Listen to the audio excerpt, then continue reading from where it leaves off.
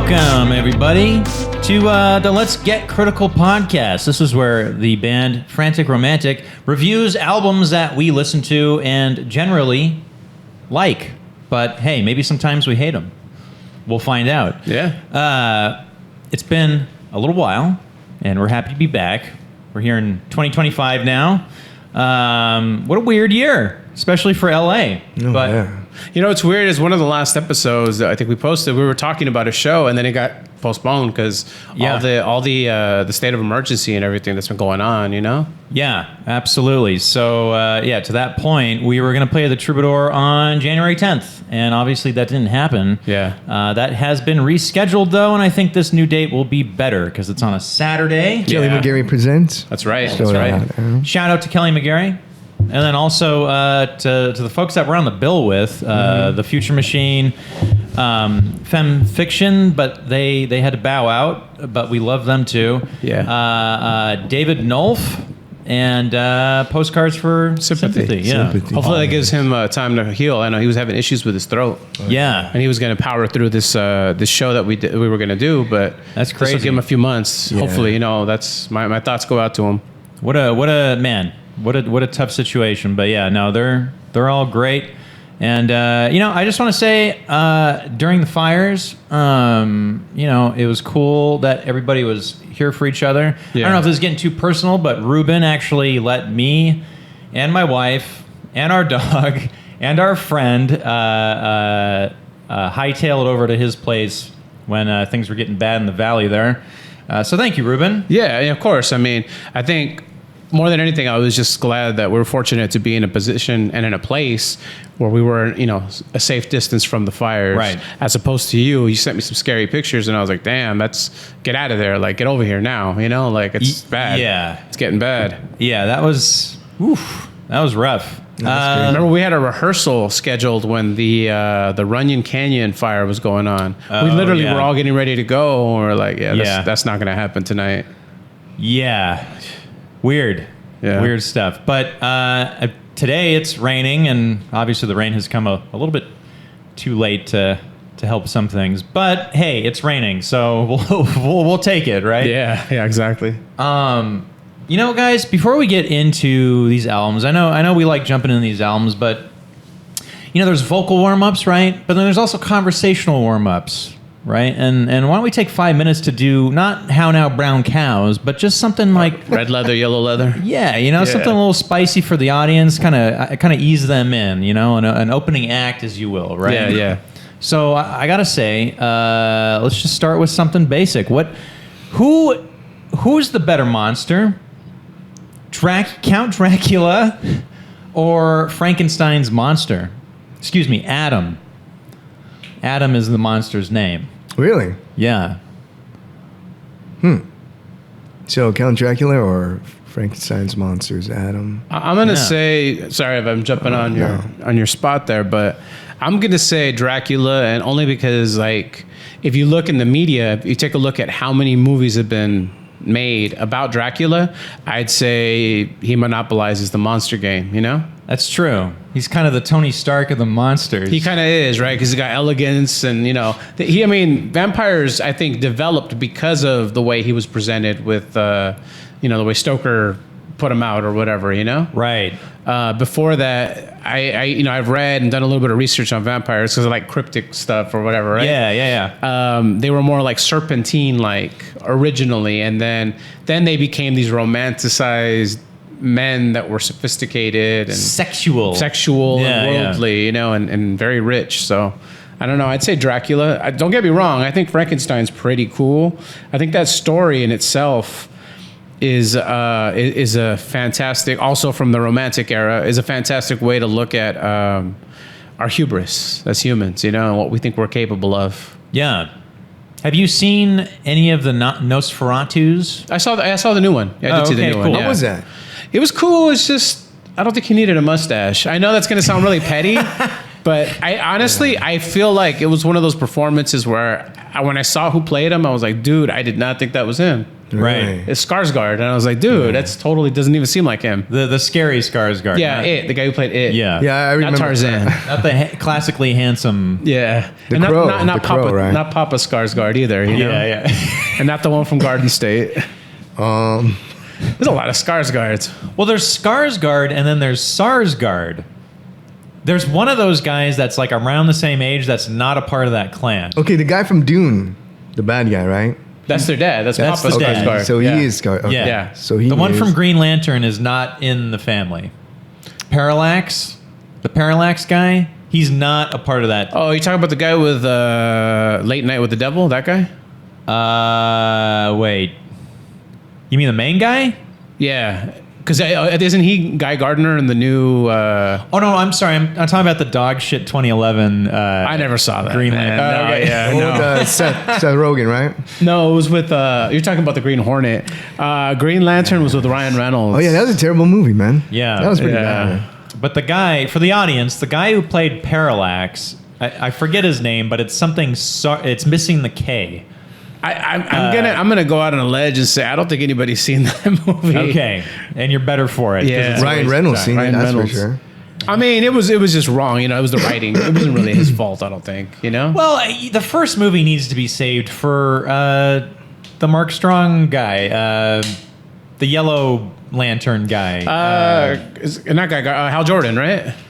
Because wasn't he the other dude? I'm talking about his Sinestro. Is that the guy's name? The villain? Yes, Sinestro. Yeah. Like the first movie should just be Sinestro. Yeah. And then the third movie should be Parallax because Right, Parallax was right. like the '90s.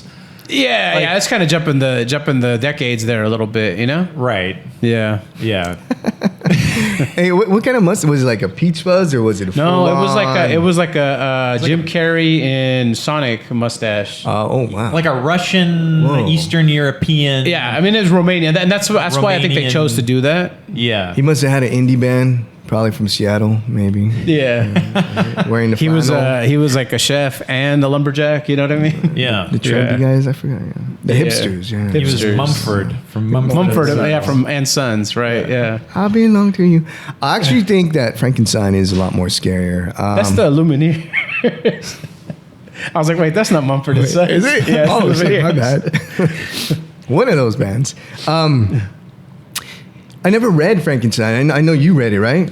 Yeah, the original Mary Shelley's. Yeah. It's so the Universal monster depiction of Frankenstein is very different from the book. Book, right?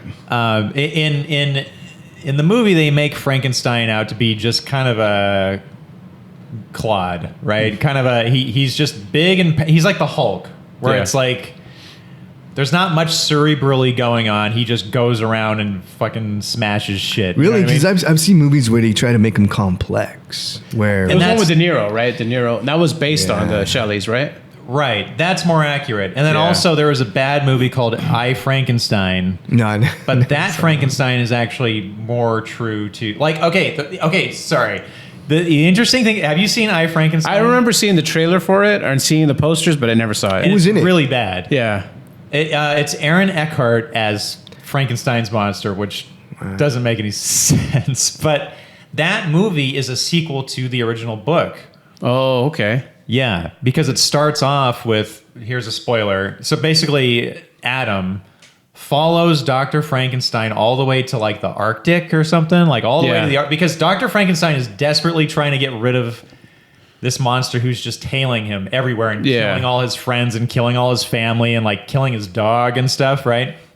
And the whole reason is because Frankenstein's monster is like, hey, you made me and you hate me, and now I exist, right? Now I just have the burden of existence and I have nothing to do with it. Can you make me a bride? And Dr. Frankenstein is like, no, fuck you, go away, I'm leaving, bye. Yeah. Right? So the whole book is Dr. Frankenstein desperately trying to get away from this guy, and then him just tailing him and like killing his kids and killing his dog and killing his wife. And then so Dr. Frankenstein ends up in the Arctic because he's like, there's no way he's going to find me here. And then he finally catches up to him and then kills him in the Arctic. So he got a passport. sailed over to the Arctic, right? Yeah. Yeah. All that. All that. Well, I think Frankenstein's kind of scary because it's a quest for humans to seek out immortality, right? Or to create something. Right. Playing God, basically. right. Yeah. And then obviously from what you're talking about, it backfired. Yeah. I think that's a more realistic, scary thought to it. But then, being a vampire is like immortality too. So I think people's fascination and obsession, cheating death. But then like cheating death is like unnatural, so they become monsters. You know what I mean? Yeah. The idea of that, it's against the natural order. Yeah. What's interesting about Dracula is it takes place, I think, during the plague, right? Yeah. So there's like plague rats that, I'm getting this all from the unofficial Dracula, but... right. They couldn't afford the rights, so they named him Orlok. Orlok, It's funny because we learned that in our collaboration for the music video and working with the guy we called Orlok, Yeah. Count Orlok. Yeah, he comes over on a ship. The Demeter, I think. Yeah. Demeter? Remember, because they made a movie. That was pretty good. The last voyage of the Demeter. I haven't seen that. I liked it. I thought it was cool. Okay, but he's in there. He's in there, yeah. Nice. Well, they don't say he's Orlok. He's just a vampire. Right. Yeah. Right. But yeah, he comes over on the Demeter and he brings a bunch of plague rats with him. And then these rats just go everywhere. They're all over the town. And yeah, it's gross. Sounds like a barrel of fun. Yeah. Man. So today we are talking about an album by a band that I've been introduced to because of this album. This is a Ruben pick. Yeah. I would love to know more about your context for this band and obviously the reveal. Yeah. So this album that we're going to be doing today is Chvrches' Love is Dead from 2018. During this year, and I'll just be a little candid here, I had gone through a real crazy 2016, 2017, I became a dad. And so like 2018 was the year of me kind of putting the pieces back together, kind of working on myself. And this album came out in 2018, in May of 2018. And I remember, being a new dad, working 2 jobs.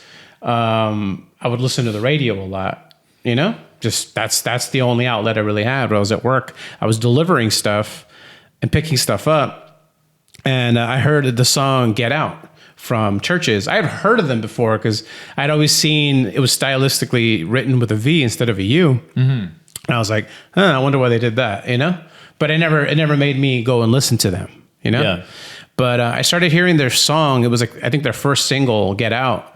And probably the second or third time I heard it, it just was stuck in my head. I'd be like doing stuff at work, humming it to myself. So I bought the album. And I fell in love with it. I thought, wow, this is like, cover to cover. I think it's a banger. It's. I found out afterwards that Greg Kurstin co-produced this with the band. And I love Greg Kurstin's work. I don't know if we've done anything. I know I've talked about him in this podcast a little bit, but he does a lot of like bigger pop albums. Like he did an album with the Foo Fighters. He did a few albums with Adele. He did a couple albums with Tegan and Sarah, which is another act that I love. Yeah. So when I saw that this was a Greg Kurstin production, I was like, that's why I like it. Sonically, I just love the way he does what he does, Cool. Yeah. Let me think. This was the band's 3rd album. Yeah. They're a Scottish band. Yeah. Yeah. Yeah. And they're basically like three programmers. Like they all program with the keyboards and stuff like that. So they collaboratively do that. And usually on all their albums, they have a custom of having one of the songs be a song that's sang by one of the guys. Like that's always something they do. Okay. We'll get to that. We'll get to that later. Yeah. Exactly. Oh, yeah, we will get to that. Yep. I had questions about that. It's funny. So like for me, I love this album cover to cover. I think a lot of the charts loved it too. It was like number 1 on like the rock charts and on the alternative charts. Nice. And I think it made like number 11 on Billboard's 200, which I think that's a pretty big deal. Absolutely. For fucking, something that came out and right off the bat, it hit a, pretty high mark. And especially in our times now. I was just going to say, yeah. Yeah. Especially nowadays, it's really hard to do that. Yeah, other than that, you know, like I said, this is something that as my daughter got bigger, she started like singing all these songs. And I think that's why I fell in love with a lot of these songs too, is because, you know, seeing like a little kid singing along to stuff like that. I was like, Oh, cool. It's cool. I attached a lot of memories to it. Wow. Yeah, if you guys go on a road trip to Reuben or take a car ride, you're definitely going to hear this album. Yeah. You hear that, audience? If you write back to us, you might win a free road trip with our guitarist here at Reuben. You won't be bored. You won't, actually. He's very knowledgeable about a lot of... I just picture Marcelo writing in. Yeah. I would like to. Yeah.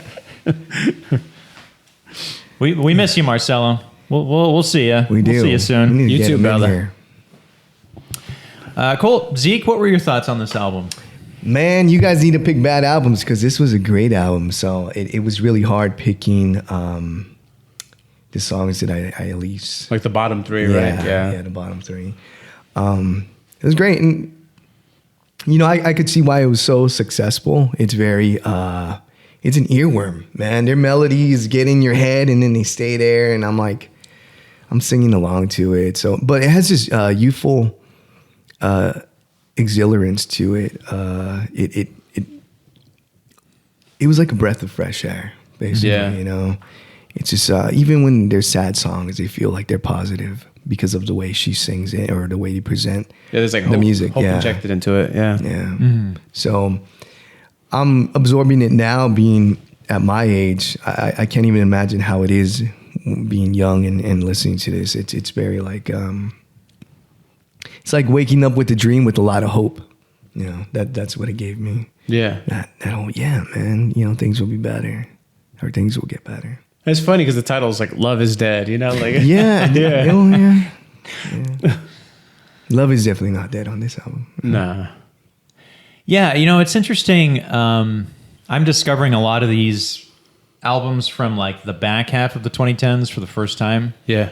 And it's interesting, right? Because for me, that I felt quite a bit of a void just in that half of the 2010s, and that's definitely my own fault. But it's I don't know how this album compares in popularity to, you know, some of the other things that came out, but it seems like it was like an alternative tentpole, maybe. Yeah. A bigger album that's alternative, and it's sort of interesting to see, like, at least in 2018, where alternative was at that point, because I had no idea, you know. Yeah, it was kind of like a time to be cynical about that kind of music because there really wasn't a lot of money allocated for alternative bands anymore, and what was alternative anymore, right? Yeah, and I'd say the music industry in general and kind of what was popular around that back half was like very different from the first half of the 2010s, where it was all like people with banjos and like the twirling mustaches and the Lumineers / Mumford and Sons, which is cool, but it was just too much of it, man. A lot of maple syrup. You know, Band of Horses. Band of Horses had a unique sound. They didn't really dress like that, but I just think it just got overblown. It was just way too much. Well, like Portlandia, you ever see Portlandia? Yeah, that was a perfect example of like that idea, you know? That was like the guide to that time period. The dream of the 90s is alive in Portland. Or was it the 1890s is alive in Portland? That was later. That was a later episode, yeah. There was a shot in the 1890s one where it was Fred Armisen with a beard. Yeah. And there was people with beards all around him. Yeah. And it kept just, like, everybody would be singing except for him, and he'd just be staring at the camera and he'd be zooming in on him slowly. You never seen Portlandia? No. I'm going to send you the dream of the 90s. You'll love that, great. dude. I missed out on a lot of TV. Yeah. I saw that clip and I was like, dude, I got to watch this, you know, just because of that. Yeah. She's like, she had the piercings, like, nope, that's too San Francisco, and pulls it off. Yeah. Oh, man. I just remember, I think it was Fred Armisen asking, I forget the lady's name, but she's Carrie Brown, yeah. Carrie Brown, yeah. He's like, do you remember like back in the 90s when you could just have like 2 shifts at a coffee shop, but still be able to make a living and like have an apartment? It's like, and like going to clown college was like accepted, you know, or something like that. Yeah. Just put a bird on it. It's art. Sorry, it's a tangent. Go ahead, Michael. Go ahead. No, we're good, man. Bring us home on this one. Without further ado, I think we can get into our bottom picks, right? Yeah. Let's bring it down before we build it up. No. Yep. Break it down. Sorry, No. this is how we break it down. Damn it. So obviously we're starting with our least favorite. So I'd say number 3 in the bottoms. Correct. Right? That's how I'm looking at it now. I was writing this last night in my notes. I'm like, I'm just going to say it's number 3. It's number 3, yes. So since this was Ruben's pick, we're going to start with you, Z. Yeah, man. Me? That's Damn. you, bud. You guys are making me do this. All right. I'm going to start off with God's Plan. It's a cool song, but it has a different feel to it. Maybe because it's the guy singing, right? Tonally, it's kind of different. If they kind of like brought me along to it, if the guy was singing backup in the song before it, maybe it would have slowly... Like the Pixies, right? Introduced me to it. Yeah. Yeah. Yeah. You know what I mean? Yeah, that would have been cool. But the more I listened to the song, the more I didn't dislike it, I guess I could say. I'm pretty sure if I listened to it more, it was a song I wanted to fall in love with, to be honest with you, man. It wasn't a bad song. It did stand out a little bit because tonally it was different. Mm-hmm. Yeah. And I'm not bashing on the guy. I mean, the guy has a great voice. Yeah. That's the way I feel. But just a little out of left field, right? Just because you guys are making me pick, that's all. I know. And I had to put something on the list, I get the feeling that song is going to be coming up. Yep, I think at so. least 2 more times. Well, you know what? I think so. On those car rides with Ruben, we actually had a in-depth conversation about it, and he was telling me how he felt about it. So I'm pretty interested. Yeah. Because I know he's, Yeah. But Sure. Michael, Yeah. I want to see. I have some thoughts on that song, but it's reserved for another slot. I would say my number 3, right? So this is the one that that's maybe just least offensive on your list, I guess, right? Yeah, just a nudge under the middles, right? I'm going to say "Never Say Die," and this is not a bad song, not a bad song. I just felt like it was the first instance in the album where I was listening to a song that wasn't treading any new ground from what I had heard on the album before it. Yeah. So same kind of lyrics, same kind of message, same kind of tone, similar tempo. It's like, okay, this is a song. Never Say Die. Here's a song for us. Yeah. So that's my number 3. 3. My number 3 was Really Gone. I heard an acoustic version of this on one of those like Kia presents, whatever, Honda presents, Yeah. where they have the bands talk about their songs and stuff like that. I don't know if you've seen those, but they did some really cool in-studio stuff where they did these songs 100% acoustic. Like a guy got on the piano, another guy got on the guitar, and they figured out the electronic parts. Dude, how did It sounded cool. It sounded really good. Like this song was really good. And I'm not saying that it's a bad song. It's my number 3, but for me, I feel like it's very simplistic.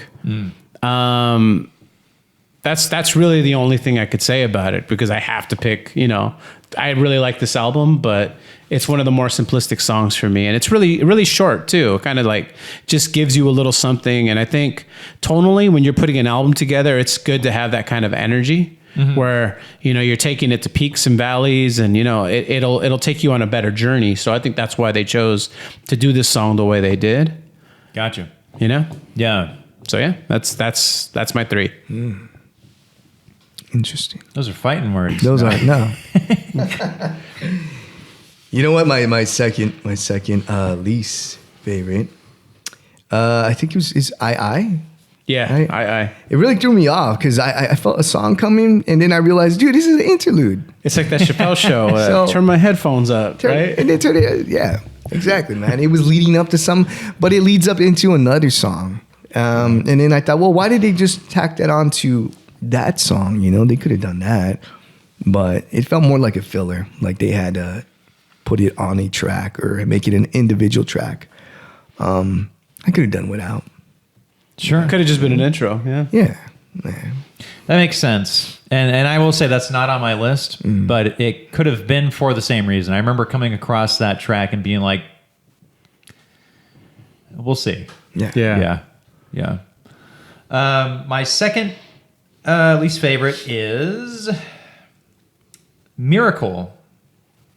And I think this is probably one of their bigger songs, right? This was like the second or third single. Yeah. Okay, yeah. So, I don't mean to be contrarian, but I could tell. Okay, so this is going to sound very snobbish, but it's sort of like sometimes when you listen to albums, right? There's like a lot of songs on it that are really eclectic. Yeah. And then you come across this song where it's like, oh, this is like the obligatory pop song. They wanted it to be the single, right? Right. It's like it has all the pop sensibilities. It has all that. You know what I mean? It's like, okay, yeah, this is the one with like the crowd chants and you know what I mean? And for me, I'm like, it's like formulaic, right? Basically. Yeah. Yeah. Totally. Yeah. And I almost, what is the singer's name again? It's Lauren Mayberry. I think there's some songs that really work with her voice, and it's usually the more upbeat kind of warmer songs. Yeah. There's instances in this song where I felt like it didn't quite flatter her voice, and I know that's like really picky, but again, we got to pick. Yeah, we got to pick these, right? So you were trying to look for something. Yeah. Because you had to. And here's the thing. I could totally see this song being put out as a single, probably put out as a music video, and being like hugely successful. Yeah. For me, I'm like, well, I don't like it because of that. Because of that, right? The music video is funny. I showed it to my daughter because she's a big fan. Yeah. And it's like there's a scene where like they're fighting in a bar, like a bunch of people. It's chaos. And there's like, fog and all that stuff everywhere. Oh, yeah. And like one of the guys gets slammed, like he gets beat up, one of the guys in the band. Uh-huh. And then it shows Lauren beating another guy up. And it's like, oh, come on, man. Like seriously, it's all like slow motion, Wow. It's a good video though, huh? It's all right. It's yeah. Other than that scene, where they're just fighting in the bar, it's like, why are they fighting? What the hell's going on here? How are the rest of the videos? I never really checked them out. There's one they did for the opening track that was really good, and believe it or not, I saw the video for Get Out. It wasn't even. It was like it looks like security footage. Like, it's just like steady and it's showing a bunch of screens. And I was like, really? That's the video? Like, what? Yeah. Yeah. That's like the leading single. Like, that's what you're going to put as a video? Like, that sounds so big. Yeah. Yeah. Wow. There you go. We know all about music videos. Yeah. Yes, we do. Coming out with one in later in February. Yeah, that's right. Yeah. That's right. So for me, my number 2 on the bottoms was a song called I agree. I think it's a really cool interlude. The vocals feel like they're going to come in and they don't. And totally, I think they probably originally did this as the intro to the next song. Mm-hmm. Because the way it ends with the piano and then it goes dun dun dun dun dun dun dun, and the next part, So it should have just been tacked on to it. I think so. I mean, it could have been one of those things where like the label was like, we're obligating you to put out X amount of tracks. Yeah. I know when we were talking with our record, right? They were like, maybe we want to put out this many songs, or give them this many minutes, Yeah, I could totally picture that. It could be someone just like, excuse me, guys. I noticed that this song is actually 3 minutes and 43 seconds, and we need it to be 3 minutes and 30 seconds. And we also need your singer to come in with the vocals and the hook away within the first 10 seconds. So. Yeah, totally. Those are like notes that are realistic, right? I could totally see that too. That's when you fill it up with like machine noise and something experimental. Hell yeah. Yeah. And like dragging stuff that gives you migraine headaches. Yeah. Yeah. Take a note from Lou Reed, man. Yeah, that's right. Take a walk on the wild side. Yeah. All right. Well, for me, what's the top of your bottom? The top of my bottom is called Graffiti. I hate that song. No, actually, I really love it. I really love that song, to be honest. But I think Get Out should have been first on the album. Graffiti's not a bad song, man. But it doesn't feel like an opener, though, right? It doesn't for some reason. But it's still a really good song. It's just Get Out. It's such an infectious song. Yeah. Man. That's what I'm hearing right now in the back of my mind, or even when I'm driving. So yeah. I think Get Out should have been the opener. That's the only reason why it's on my list. You know? Yeah. I mean, it was the lead-in single for yeah. obvious reasons, you know? Yeah. And that's the only reason why. The top of my bottoms, unsurprisingly,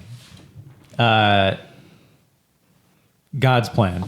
So here's the deal, okay?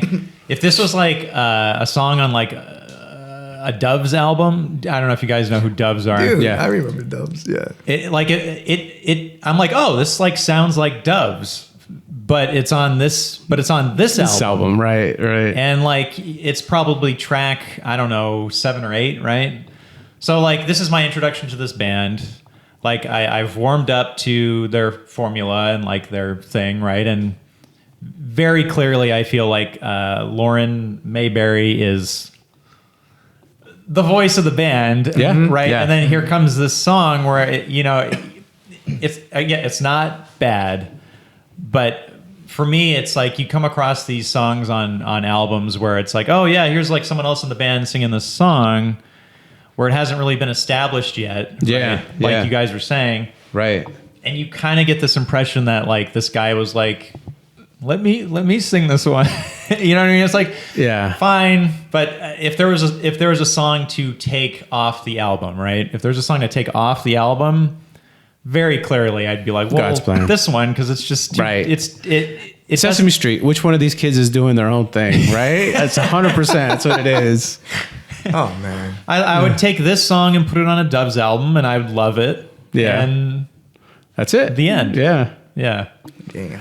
Yeah, I agree with you. The top of my bottoms is also God's Plan.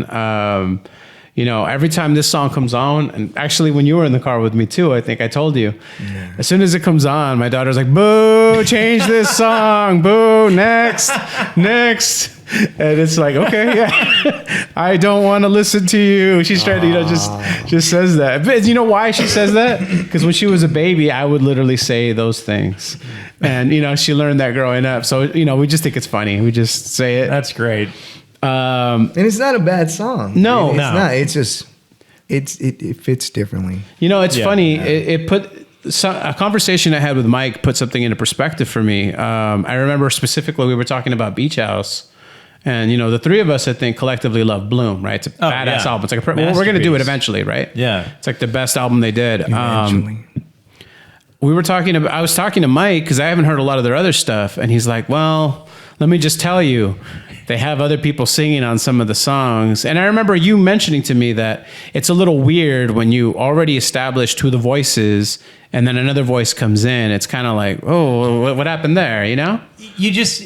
I think there's always possibilities for it to be good, right? Like I think Alice in Chains sort of did that. But they always established that, right? You think with them? right. From and the they beginning. also, it didn't break the style Yeah. of what they were doing. Right. And I think a lot of times with bands, with Beach House, it was weird because it was like I bought an album that was probably 2 or 3 albums removed from Bloom, right? Yeah. And I was like, oh, wow, like that female singer, they like pushed her way to the back. Like she's like on half of the songs. And I'm like, dude, like, I don't think that's the right move to do. I mean, she's fucking amazing, you know? and you just wonder what the conversation was, right? Like, Right. was it for the good of the music or was it for the good of like egos or like, what was it, right? Man, that kind of reminds you of the situation with Sneaker Pimps. Yeah, But they yeah. actually kicked her out They of the kicked band. her out of the band, The right. lead singer, shit. yeah. And they continued Sneaker Pimps. And it's Yeah. like, how do you do that? Who sings that song of theirs? Six Underground. She was the one who sang it originally, and then Right. after they got successful, they kicked her out. Yeah, which is weird because they had a popular album, they had an image, but they didn't want to be another Portishead. They didn't want to be a female front woman. PJ driven, Harvey kind of thing, right? basically, Yeah. What? So they're like, you're out. And then Dude. they weren't as successful. They still make good music, they do, but it's just not the But same. like, I can't name one of those songs, you know? Yeah, the guitarist took over because he was writing the majority of the material anyway. So Yeah. and he could sing. It's just it's not the same. It's It was like whole, the Doves. She has You know what I mean? Yeah. Everything defaults to Doves. Doves, yeah. yeah. And everybody remembers 6 Feet Underground, right? Yeah, Six Underground, yeah. But the whole album was actually that was really good. It was really haunting. good, I remember yeah. you got lost on the way to Monterey and we were doing a show. And you said that it just set the mood for It driving did. on PCH. They have a In the track. dark. Yeah, out of nowhere, we're driving. We got lost. Yeah. It was a dark road with a bunch of like big ass Trees, right. And out of nowhere, one of the tracks, for some reason, the singer just goes, "Roar," and she builds up to this primal scream. Dude, like starts growling. And me and my girlfriend, which is my wife at the time, the other way around. yeah, my yeah, girlfriend. yeah, Yeah, wait, I'm sorry. she's like, wait a minute. Wait, what's going Watching on?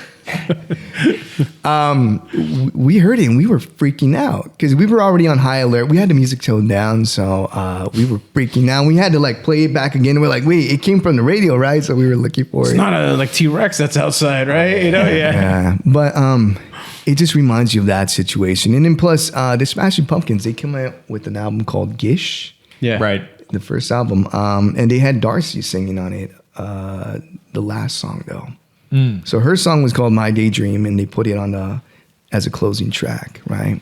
And then never again did they ever let her sing. No. I don't know why. She had a good voice, but I think in a situation like that, you would put it on like bonus material. Or Yeah, Nirvana did that with Dave Grohl. Remember with Marigold? yeah, They sang yeah. Marigold. That way you kind of introduce it and let the audience get comfortable with it.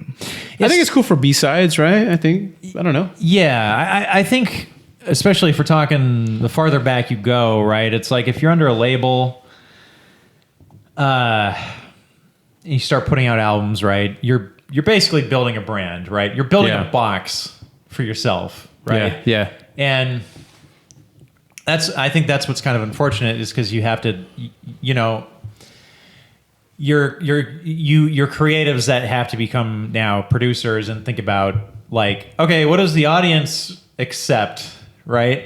And it could be a bunch of different things. It could be, there's not one formula for what works, right? But like for some bands it works, for some bands it doesn't. I think like Pink Floyd, it works. Yeah. Right? Led Zeppelin, It would be weird. I don't want to hear Jimmy Page What? sing a Right, song. right, No? Yeah, right. no. You know what I mean? So I think it's tough. I mean, I think Smashing Pumpkins is a great example because Billy Corgan's voice is Very unique. kind of what defines Yeah, it's very unique for what they are. the is sound, very right? Yeah. Yeah, but you think about bands like the Eagles where like Sure. everybody sang. You know what I mean? Yeah. And I can honestly tell you, if I hear them, I don't know who it is, you know? Same. It just kind of all blends into the same, you know? Yeah. Because I'm so used to hearing it all. Beatles. Beatles same deal. too, yeah. But not the Rolling Stones. No. So Who else? You brought up Pixies, right? Pixies, right? Yeah, They yeah. perfectly Pixies. blend that. Yeah, they Yeah. you got a lot of that, so it wasn't like foreign. Yeah. It wasn't like something that just came out of left field, you know? yeah. You're like, what the hell is that? Right? Yeah. Yeah. With that said, we are going to get into our tops. Yep. Top picks. So let's do the bottom of the tops. Yep. That's right. Go for it, man. Starting Bring us with, in. yeah. Bring us in. Top of the pops. Yeah. Let me see what's going on here. All right. Heaven/Hell. Right? It gives a cool 90s pop vibe.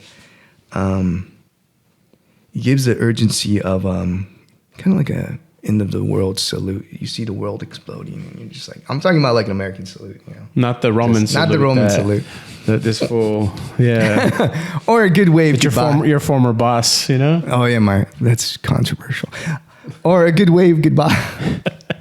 Sorry. Breaking the fourth wall here, man. Yeah. It just feels like the world or the world that she was living in this song was going away. So it kind of makes you want to like stand up, give it a good salute, give it a good wave goodbye. It gave me that type of feeling. Kind of like almost like graduating high school. How prophetic was that, right? Because we were going into the pandemic. Like that's the world we knew Yeah. was gone. Yeah, you man. know? And you know what? I don't know. I don't want to like try to promote R&B music on here all crazy. No, but we please do. should, right? But let's go critical, man. I listened to that song and then I'm like, damn, dude, that's just like my personal experiences too with life. My whole world has just gone away. It's just a whole new life that I'm living right now, starting over. Are you talking about basically. draft 1 lyrics or draft 3? No, man. I'm talking None of about the Mummy Guy lyrics. None of that stuff, dude. I'm talking about what What Mummy guy, who's that? I'm talking about what was put out. Yeah. What was put out? I remember that old one. I tried not to remember. Nah. Yeah. I just rewatched The Mummy on Friday. Oh, you did? Yeah. How was he? It was more of an encounter. Yeah. Yep. Yeah. Yeah, I mean, the movie kind of holds up, kind of doesn't, There's some, awkward parts in that movie, The Mummy. You're talking about Brendan Fraser movie, right? Yeah. Yep. Okay. Yeah. Yep. Okay. That's what we're talking about. They were trying to mold it into Indiana Jones. Indiana Jones, pretty right? much. Yeah. But did it age well? You were saying kind of. Well, on Friday, it felt like it Hasn't aged as well, right? It was just okay. Yeah, when I watched it on Friday night. I heard that was going to be a possibility, and I said, I'm going to pass. Yeah. Yep. You did? I did. Yeah. Okay. Yep. Little insider information. Huh? Yep. Yeah. So your bottom of the top is Heaven/Hell. Heaven/Hell. Yes. Okay. I love that song, man. They have a '90s cool pop vibe to it. That what was it? Ace of Base used to give me. Kind of. Yeah, they kind of have that vibe too. Yeah. So, I used to love Ace of Base. But keep They're that great. between. X-Men '97, man. Yeah. Happy Nation. Oh yeah, that's right. Yeah. My number 3 is Wonderland. And I wrote, it's a bit more analog, a little less produced sounding, more indie sounding, and a good end to the album. It's closer, right? Yeah. Yeah, there's something about a good end of the album that seems to be a running thing with me. Is there's so much with that last song. Mm-hmm. What's the thought that you want to leave your audience with once the album's over? What's that lingering message that you want to leave them with? And I thought this song was a really great kind of. I like the choruses and stuff, but I thought the verses had a lot of nice, warm momentum in there. And again, it was one of these instances where Lauren Mayberry's voice, I think, really worked with the song. The instrumentation, right? Yeah. Yeah. So that's my number 3. Cool. For me, I went with Deliverance. The song Deliverance, I feel, had a really good mix with the vocals and the music. I think that's one of the biggest things that I like about what Greg Kurstin does as a producer.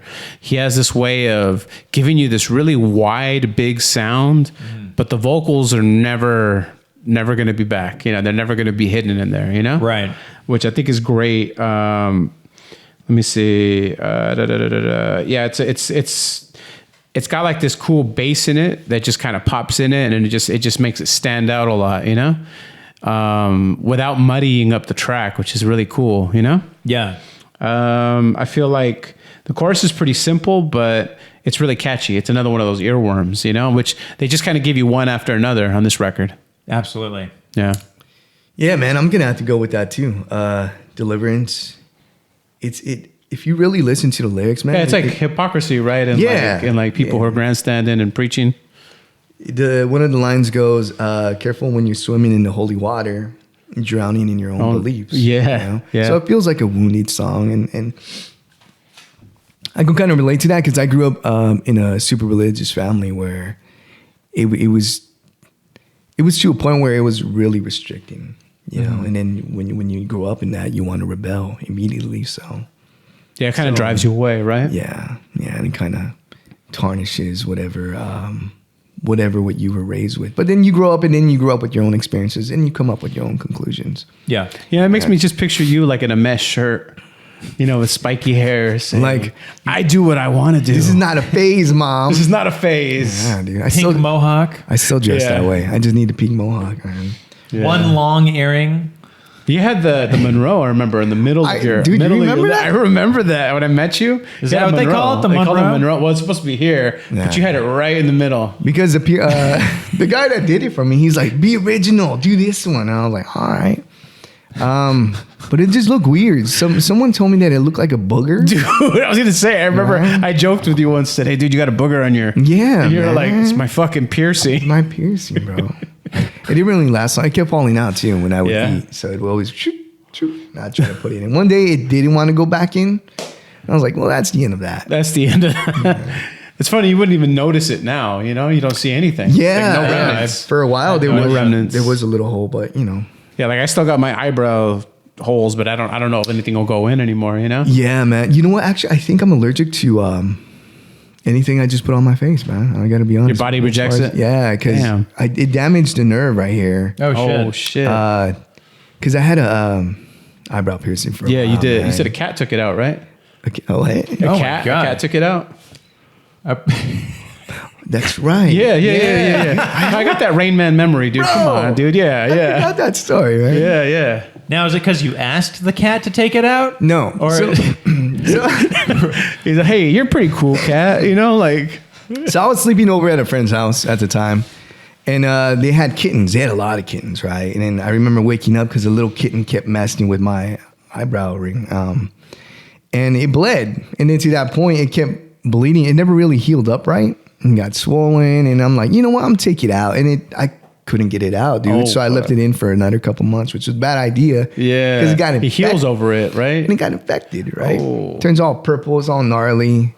So I had to take it out with some pliers because I'm not going back into the piercing shop to pay for them to take it out, man. Or at least I thought. Yeah. You know, but did you pierce it yourself, or you got somebody pierce no, it? I got somebody to do it for me. You had like 2 or 3? I had 2. So I did it myself the first time. Stupid. Dude, there's a lot of nerves. Stupid. Yeah, I in didn't there, know bro. That. Yeah, I know. Because like I said, right now, if I touch it a little, it's numb. It kind of, Yeah. Dude, I did it myself the first time, and it looked cool. But I used corsage pins. I fucking had 2 corsage pins, and I'm like, whatever, boom. And it looked cool, but I didn't have any little things to hold it in place. So I was always like fucking with it. And I remember all of a sudden I went to work, and they're like, what's wrong with your eye? And I went to the mirror, and I looked like Mike Tyson. You know how he has like those real defined on that side. My eye was just like this. I was like, holy shit! So I took them out, and then I got somebody to pierce it after. And they were like, dude, you're really lucky. Like, you really could have messed some stuff up. You could have lost you could lose some eyes, man. You could lose sight. It's crazy. Yeah, I got pierced nipples. I also have pierced, what do they call it? Prince Albert? Yeah. I seen that, you know. Yeah, but that's a whole different conversation. Yeah, I got... The audience is not ready, I got man. the thing in the belly button, whatever that's called. I think it's called a filbert. It's called a what? Filbert. Nah, I don't know. It's fucking. It's called that now. Yeah, now it's called that. Hey, I just remembered. Sorry, I watched The Mummy Returns. That's right. Yeah, Return. The Mummy Returns. That's why it was awkward. That's why it was. Some of it doesn't hold up. Yeah. That's okay, man. Did they have the same actress for that movie? Remember?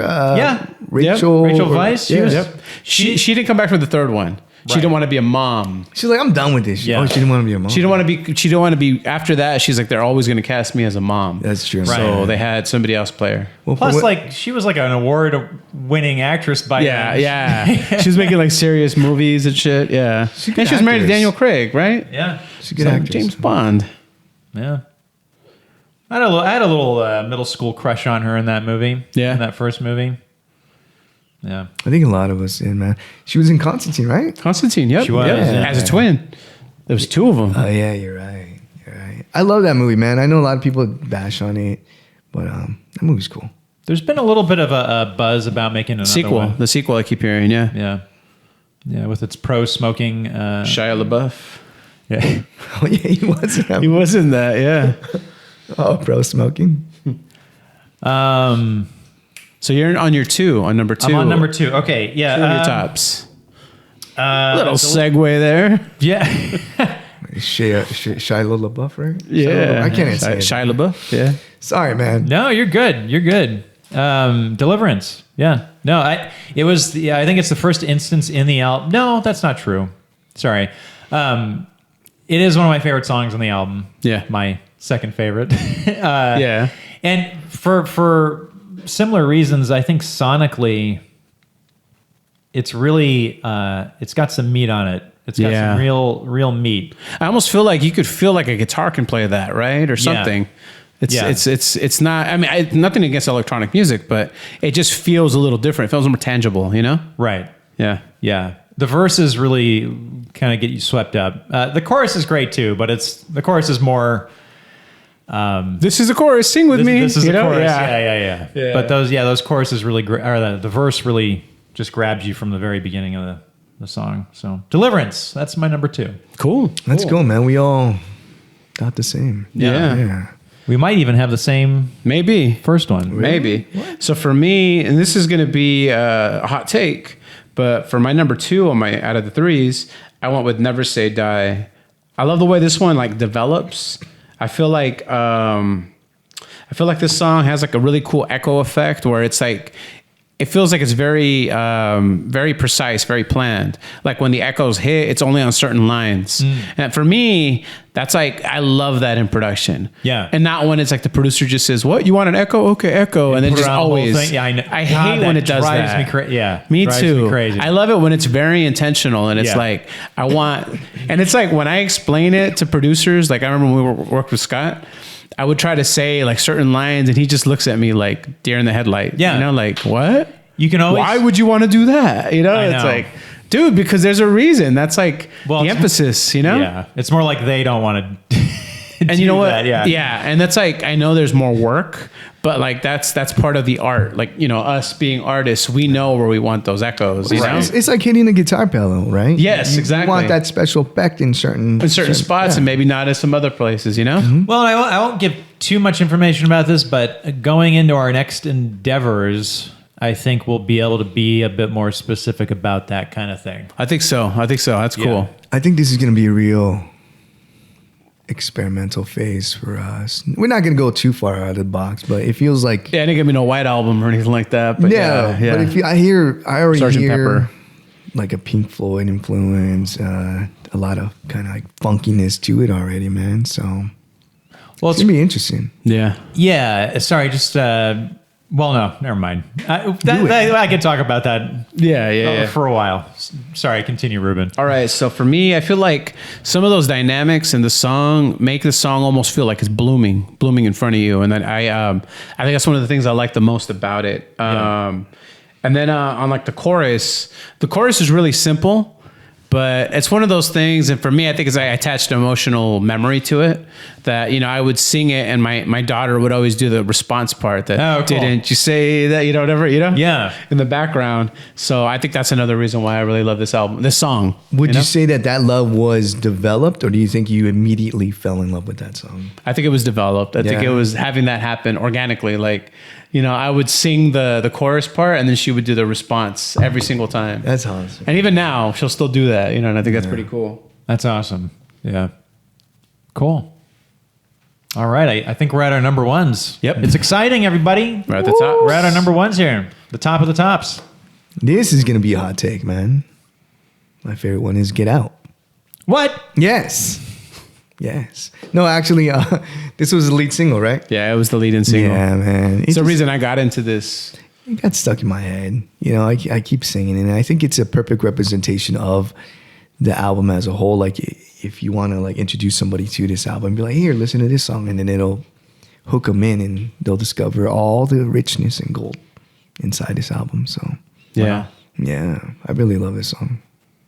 It's Very good. cool. And I think it's probably the song that's been lingering on the radio the most. You still hear it from time Yeah. to time, yeah. Yeah. Cool stuff. My number one. So, okay. This is like, I think track number 3 or 4, but I'm actually surprised it's not a bigger song. And this song brought me to tears, man. This song is like, this song made me a fan. Yeah. And it's called My Enemy. I love that song too, yeah. Oh yeah, that's You're right. I think the collaboration is probably why it didn't get bigger because they It's collaborated just- with somebody else. Like, I mean, the verses are fine and all that, but like the choruses, man, it's such a emotionally robust track, and Dude, it's like you're hearing shit you're not supposed to hear, you know, going on Right. between these folks, you know? yeah, no, it's. Whew, Yeah, I'm even crying right now. man. No, No, that it's a good that song always strikes a chord with me too. I was going through some shit at the time, and that would come on, and I'd be like, just sit through it, you know? Like, oh Yeah. man, you know? Totally. I totally can relate with that fucking song. Yeah. It is a very good song. Man. And I love how like it's not just one-sided. Like then they'll show you the other side of it, right? Like there's the hurt, but then there's like maybe this is how we could fix it, you know? Right. And that's what's deep about it, you know? Yeah. It's not one-dimensional, you know? Yeah. But I'm surprised, man. You know, I don't find it It wasn't a single. It wasn't a single, like no one really ever talks about it. I'm just like, how the fuck did this not like... You know what? I think it was a single, but in Europe. Oh, okay. Because when I was looking at their wiki, I think it does come up as one of their singles. Interesting. But they collaborated with another dude, and I think that's why it didn't become a bigger song. Yeah. It's some other artist from another band, which usually that shit helps you, you know? Right. Right. Yeah. Unless the other band was like Creed or something like that. Arms wide open. Just putting that out there. Be my enemy. Yeah. No, that's a great pick, man. That was definitely something I considered to put on my list too. It was one of the honorable mentions for me. Nice. But for me, my top was Get Out. That's literally the song that got me into them, that made me get the record, you know. And again, I attach it to my kid. I remember she was 2 and she'd be singing the Kaleidoscope part over and over again in her room. I'd hear her, you know, singing it to herself. And I'm like, that's a good song. Shit, you know, you got a 2-year-old singing it to you. That's cool. Yeah. And a good movie. Yeah. Get Yeah. Out. Oh, yeah. Definitely a good movie. The marketing wouldn't have been right, though. This would have been on that movie, you know? It's all playing in the background of the trailer. I know. Cool. Well, great picks. You know, I always love us exploring albums this way. Yeah. Did we hear from Domingo yet? We haven't. I was just going to say. So what is the name of this segment? Is it Domingo? What is it? Domingo's Take? Or Domingo. Oh, I guess we'd call it Domingo's Take. What do you think? Yeah. Domingo's Drop. I don't know. You know? I don't know. I think you should name it, buddy. I think we You're should. pretty close to that guy. His name's Domingo, right? Yeah. Yeah. I thought it was Dominic. I just kind of say Dom. Be I on don't know. the safe side. It's a I thought it was- catch-all. Yeah, dude, you know what, dude? We'll just keep it as Domingo's Take right now. Yeah. And then let him decide what he wants to call it, right? All right. Shit, I don't know if that's smart. You might call it like Mexican pizza or something, dude, you know? That's all he talks about, dude. Yeah. And with that said, Domingo, let's hear your take. This is Domingo's Take. Good afternoon, everybody. Here we're talking about Chvrches' Love is Dead. Get out, get out. No, for reals. Get out now. Your mind is being invaded. Whoa, what the hell was that? Anyways, I don't know what. Oh yeah, Chvrches' Love is Dead. Great album. Lots of great singles. Well, see you soon. Bye. Wow. That was pretty good. You know, I thought I knew this album, but then I heard them, and now I understand. Yeah. Mind-blowing stuff, man. Yeah. Mind-blowing. And with that said, we're gonna cut now to the fun part of the episode. I always try to look for low reviews online, which, if anyone's been online, you'll find that there's a lot of negativity. It's very true, man. I can't imagine anybody bashing this album, though. I cannot at all, man. Unless somebody has like a bad heart, you know, heart. evil heart, Evil Heart. or Domingo, or somebody like that. Yeah. Well, Froggy so McSlap. Oh yeah, I will say, when I look for these reviews, there is either a ton of negative reviews or there's not as many. And this album had not as many, which is great. Right? So this was a 40 out of 100 by Albumism. Love is Dead meanders somewhat lifelessly, processing away any feeling, and rather than standing victoriously emergent from therapeutic healing, the album fizzles on impact, an indistinct battle indifferently seated. I don't understand that jargon, dude. What was he talking about? Yeah. He said it really didn't take off. It's pretty impactful, dude. This whole album's pretty impactful. Yeah, I'd say it is very therapeutic. I'd say the album itself is very therapeutic. I think after he stopped doing that, he turned on like More Than a Feeling or something. You know? Yeah. It's just generational, I think. That's probably what it could have been. I think so. Or that one song by Journey. What? Don't Separate Stop Ways. Believing. Oh, Don't Stop Believing. Separate Ways kicks ass. You're right. Dude, yeah. Separate Ways is... It kicks fucking ass, dude. Yeah. And the video. And they're all together. Yeah. The drummer was this Steve Stevens, I think. Something like, I don't feel like that shit's made up, right? I don't Wait, know. the drummer's name is I think Steve something like Stevens? that. I think so. Yeah. Wow.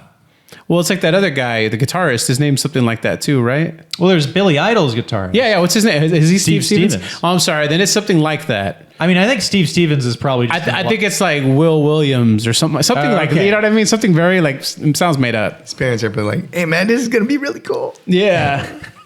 People don't think it's a joke, but it's for real. So. With that said, I mean, so this was Love Is Dead, the 2018 album by the Churches. Yeah, Just Churches with a V. Churches. Great album. Do you guys have any closing thoughts on the album? I think for me, I loved this album. I really wanted to get into them. I didn't feel like they recreated this kind of magic on the next one. Like I thought, I was really excited. You know, I was like, yeah, I can't wait. And then I feel like it just didn't recapture something, you know? Darn. The one before it was okay. I could tell it was leading up to this one, you know? So this is the top of the mountain. I think so. I could be wrong. Yeah. That's just my take. Okay, so if that's the case, right? Do you think the producer had more to do with this album? I think so.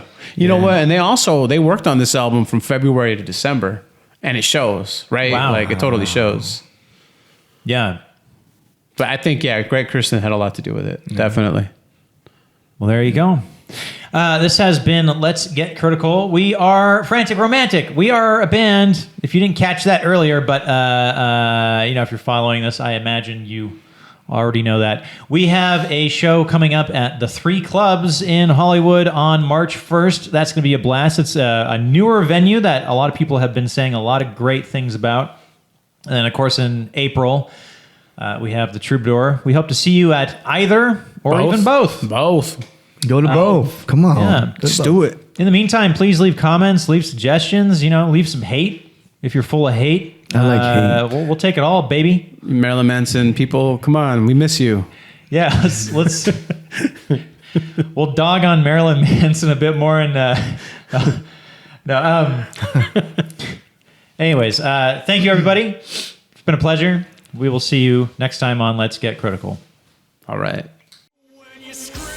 You may find more information about the band Frantic Romantic by visiting franticromanticmusic.com, as well as our social media platforms. We're always posting information about concerts, new music, and more. So please visit us, reach out to us. Let us know if there's any albums you'd love for us to review. Until next time, this has been Let's Get Critical.